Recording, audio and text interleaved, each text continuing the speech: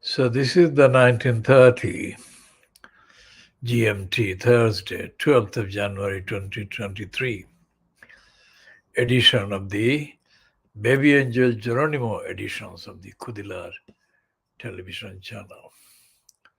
Now, this one is being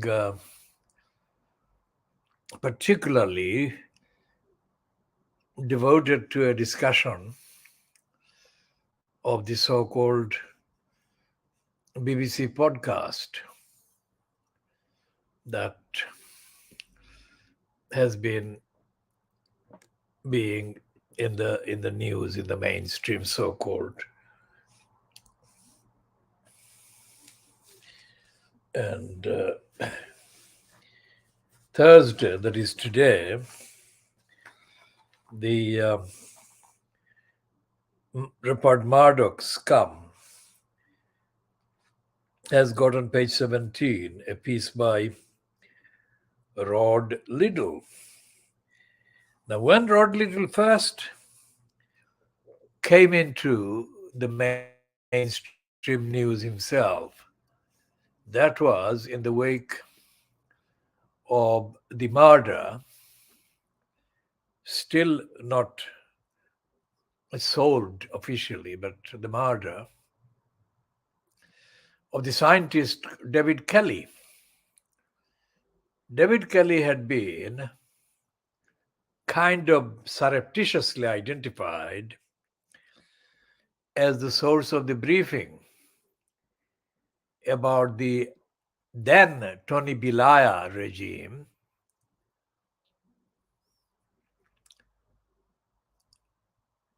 operating an agenda for sexing up. That was the phrase, sexing up the propaganda that was being fueled by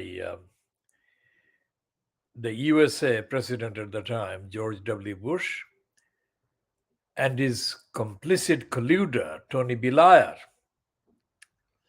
to sex up the propaganda about the original lie that the Iraq regime fronted by Saddam Hussein at the time had possessed weapons of mass destruction that would hit the United Kingdom in a matter of 45 minutes. That was the detail that was released, and the media copied it as part of the propaganda, justifying the attack on Iraq and leading to the massacre of millions of innocent people in Iraq. So when David Kelly was identified, David Kelly was put in a very, very, very personally risky situation,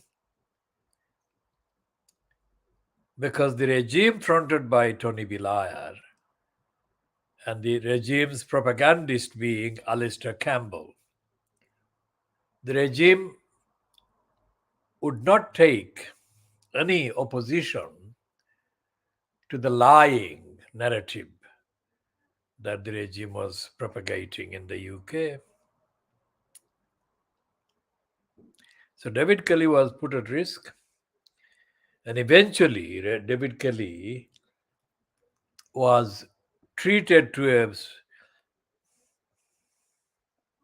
not very perfect murder that was supposedly a suicide. None of the events, none of the locales, the locations where he was found, could sustain a stupid, lying piece like that, which was clearly, brazenly released by the Blair regime in the knowledge that no one else would actually dare investigate. And to this date, nobody else has investigated. As Andrew Gilligan was the reporter who kind of outed David Kelly. The BBC took no time before it sacked Andrew Gilligan.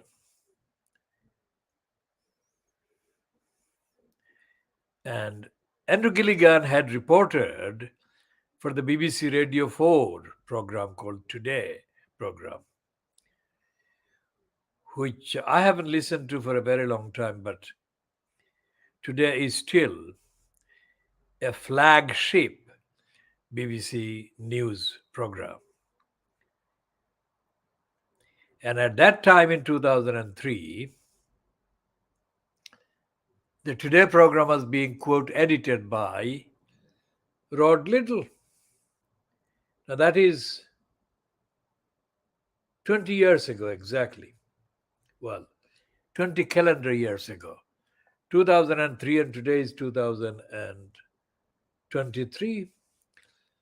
So Rod Little was one of a very small number of people who came out in public. Now, Rod Little, whether he was in post at the time or not, I shall check in a minute. But that is what Rod Little did, which, if defined as right and left in this country, would have put him firmly to the extreme end of the left.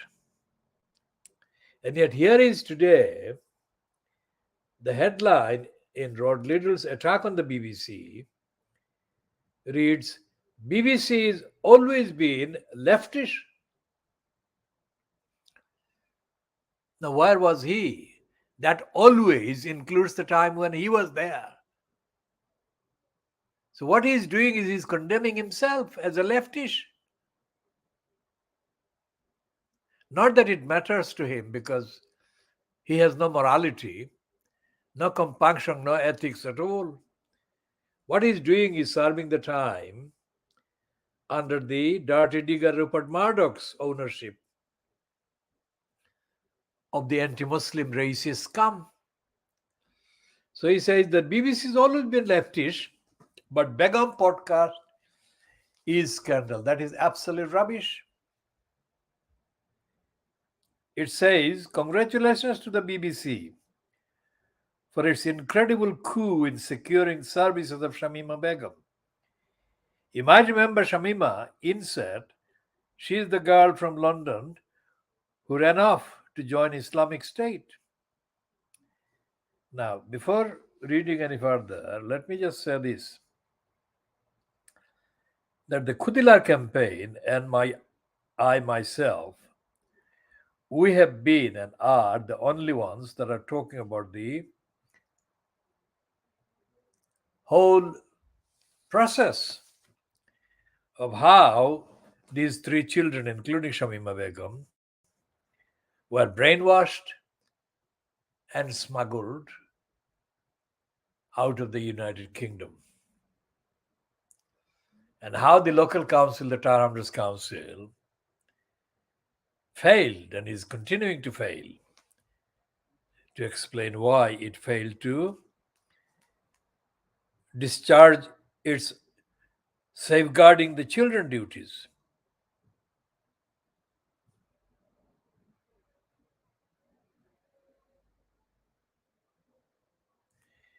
And Rod Liddell says that the BBC is politically biased.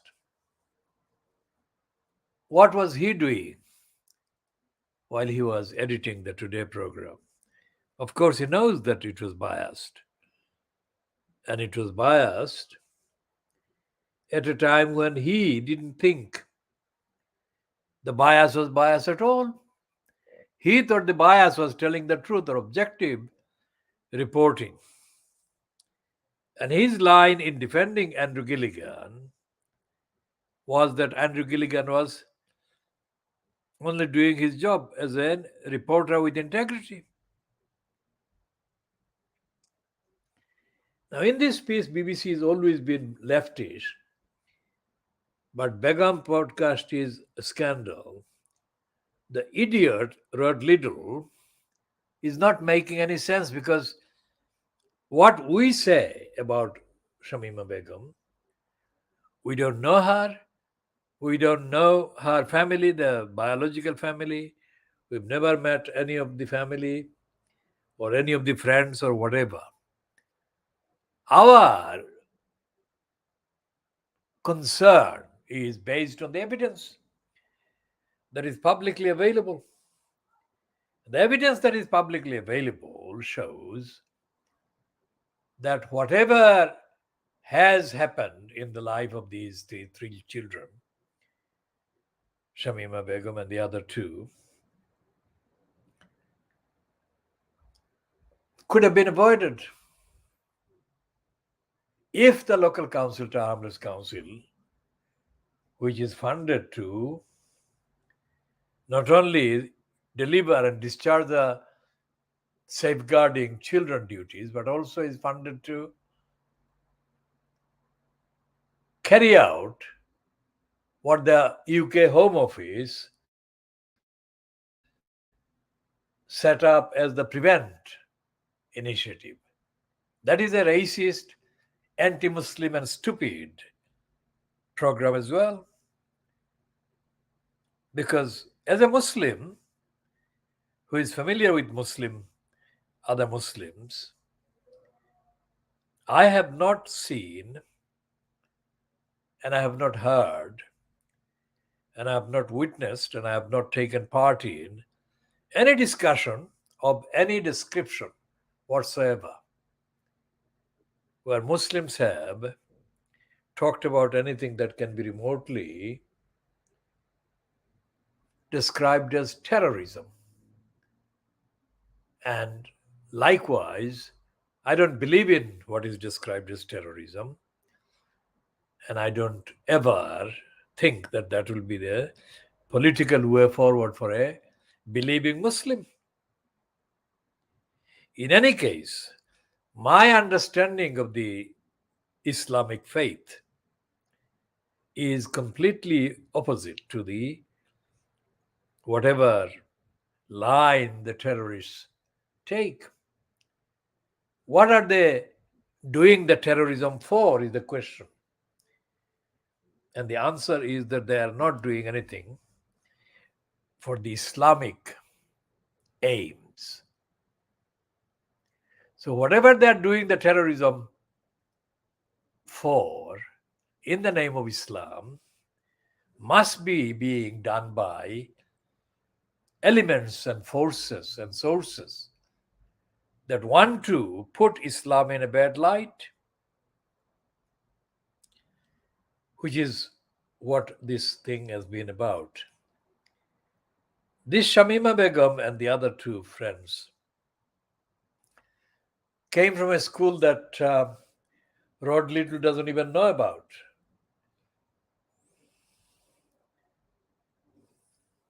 I would say that even before Shamima Begum was born, biologically born, there was an attempt by the local Tower Hamlets Council to create an atmosphere in that school and through that school, which was the Dainford School in the mid 1980s, to convert the school into a mixed sex school from the Dainford School that had been a single sex boys only school for almost 100 years. Now, that status was mainly because of the Jewish composition of the demography that sent the children to that school for 100 years. Mainly the Jewish population, and they wanted a single sex school according to their own faith. It just coincidentally, the Muslims too preferred the single sex school. And so I became involved because I was invited as a campaigner to do the campaign to stop the Tower Hamlets Council converting the mainly single sex Dainford School at the time into a mixed sex school. So I did the campaign and I almost succeeded in stopping the Towners Council in the mid 1980s from turning the single sex boys' school, Danforth School, into mixed sex school. But because of the Mirzapur traitor role played by a number of school teachers who were from Bangladeshi background and could technically call themselves Muslims, we lost the battle by a few votes. We collected nearly 2,000 signatures. It may sound not much, but collecting 2,000 signatures from parents and guardians is a hell of a lot of signatures. And I nearly, as I say, we nearly defeated the Towners Council. But for the treachery and betrayal of a number of Siloti speaking Bangladeshi Muslim named teachers, I know them. In fact, one of them is so morally feeble and so morally compromised that he cannot even face me because of the treachery he committed. He was a junior student, pupil at a high school that I attended in Silot. So he knows who he is. And this is the one that told the parents that turning the school into a mixed sex school would be better. It was not only not better, but it was a disaster of unprecedented proportions. Why? Because by the time Shamima Begum was born, she was born about 5 or 6 years after we lost the battle for keeping the Danforth school a single sex school. So Shamima Begum and her two friends were born about 5, 6 years later. And as a result of the school having already become kind of mandated, if you like, by the votes of the parents and the guardians to become a mixed sex school, by the time Shamima Begum and her friends went to that school, the ethos of this school was completely transformed into one of irresponsibility, callousness, and sexual kind of mixing. Now, sexual mixing is anathema, to the culture of the Muslim parents. And this was kept by the newly kind of converted school. This was a fact that the school regime kept from the parents of these girls. Just as badly as they kept many of the other things that the girls were up to from the parents. So the access of the school parents to the children's mentality and what they were doing was completely made difficult by the change of the school's composition from being a single-sex boys' school into mixed-sex school. Rod Liddell would never have known about that. And as a parasite, he would have not known the hard work that I undertook over months. Liddell is a parasite and a shitbag. I did the work, as I have been doing for decades, with no prospect of any, even the costs of my campaigning work being covered by anyone. but we nearly succeeded, as we had succeeded about 8 years previously about stopping the Marlbury School from becoming a mixed sex school. So, Marlbury School, Michelle Obama, and all of those things would never have happened if I had failed to stop the Tower Hamlets Council and the Inner London Education Authority trying to convert the Marlbury School into a mixed sex school. Marlbury School remains to this day one of the better performing on the record schools in all of England. Now, if we had stopped the Tower Hamlets Council in 1984-85 from turning the Dainford School into a mixed sex school, we would have moved forward and made their school even better academically, socially, in terms of ethics and morality. Now, all of those things were sunk. Instead, the school's name was dropped from Brentford to something else, and children like Shamima Begum, when they came to the school as secondary pupils, were prone, exposed to being brainwashed and contacted by all kinds of criminal elements.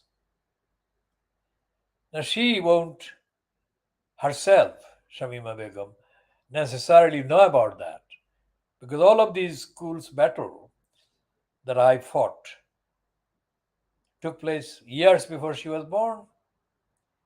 Now, I don't know, I have not yet listened to the podcast because it is apparently a series of podcasts. And in it, apparently, Shamima Begum admits that she joined ISIS, etc., etc. I have not heard this, and until I have heard this, I cannot form an opinion based on the objective evidence. But whatever the evidence and whatever the actual arrangement that the podcast is being produced and broadcast under, I have no access to that. All I can say is that the BBC is only doing it because of us, because of the Khoodeelaar campaign. There is no other campaign or individual or source on the face of the earth other than the Khoodeelaar campaign who is doing the campaigning on behalf of the universal rights of the likes of Shamima Begum in the context of the Tower Hamlets Council's failure, in the context of the police role, in the context of the role of the media, etc., etc., etc. So the BBC is not being original, but racists won't give us the credit, and we don't need their credit. We have never needed racist credit on anything, but we have defeated series of racists, teams of racists. What is even more, we have been vindicated about the media, about the BBC, about the members of parliament, about the House of Peers, about Empire, about Tony Blair, about the Labour Party racism, about the Cons Party racism, and all the rest of it. What we are doing in today's edition, denouncing Rod Liddell, is putting the record putting the actual facts, our opinion, our observations on the record. Nobody else is doing that. Nobody else can do that. Nobody else has the morality or the ethics to do that. Now, one paragraph about Rod Liddell. When he became the defender of Andrew Gilligan in the media over Gilligan's integrity, some individuals were hired, just like Red Liddell is hired now, and the Daily Mirror, the Daily Mail, and the Daily Scum, the Daily Express are hiring and are hired. Rod Liddell was condemned in the media for his then support for Andrew Gilligan. And Rod Little said was said to have had relationship with people who came on the media. And one woman, particularly detailed at the time, that is 20 years ago, Rod Little physically stinking. When she was in a relationship with him, Rod Little stank. So he's not only physically stinking, he's morally stinking as well. Now, today's Scum newspaper also has an editorial which says that, which is headed by the words, keep her out. That suggests that the scum, Murdoch scum, is supporting the conservative government and the Supreme Court in this country that are united in denying Shamima Begum her universal rights to British citizenship by birth. And of course, the piece on page 2 is about the outrage, the fury about the BBC podcast. So there are three items, prominent items in the scum today. One is the biggest one, which is Rod Little's. BBC always been leftish, but the Begum podcast is scandal. And then there is the so-called editorial, and there is this page 2 piece about so-called factual details about the podcast. We shall be commenting on all of those further because we believe that the reason why the BBC is doing this at all is that the BBC, despite the fact that it refuses or fails to recognize our work, knows very well that when Khoodeelaar campaign takes up an issue, nobody else can raise any question about the integrity, about the accuracy, and so on. So therefore, the BBC is relying on the most reliable source on the planet of the earth, especially about this particular issue in this context. We shall be doing further follow ups and details and examinations. Now we are putting an end to this one, which is 27 minutes long. This particular edition is 27 minutes long, and we shall continue in due course.